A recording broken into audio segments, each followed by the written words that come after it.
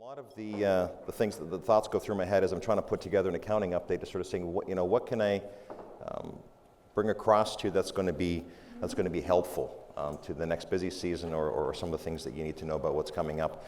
And in this particular year, there's been a lot of discussion about specific different projects in terms of exposure drafts, but not a lot of new standards. But what I thought I would do today is go through what exposure drafts we do have. The other thing we're going to then spend a little bit of time is talking about some recently issued standards that I think reserve just a couple of honorable mentions, because I still see specific issues in the files with respect to those.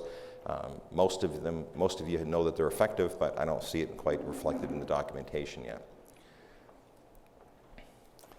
The other thing I want to just get you to focus on is as we move forward into the next busy season cycle, and some of you have different clients in different industries.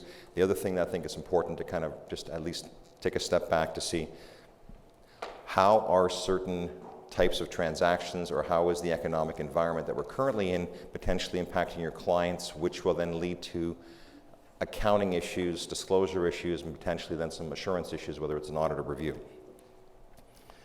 Because we're still sort of, in many industries, reeling the effects of the shutdowns with COVID and some of the other issues that have come as a result of what we went through. So I'm going to spend a few minutes talking about that as well. And then I'm going to spend a little bit of time talking about presentation disclosure deficiencies and things that I see.